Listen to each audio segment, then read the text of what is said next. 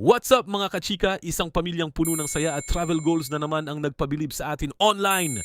Spotted ang ultimate multimedia star na si Tony Gonzaga kasama ang kanyang asawang si Direk Paul Soriano at ang kanilang napaka-cute na mga anak na sina Sevi at Polly.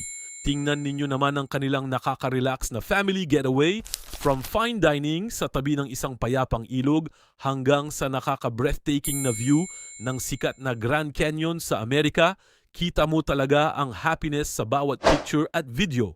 Agaw pansin din ang bunsong si Polly na tila may mini modeling moments pa sa kanyang outfit, habang si Sevi naman ay lumalaking napakagwapong bata at syempre hindi pa patalo si Tony sa kanyang fit at stylish look na talagang hot mama goals.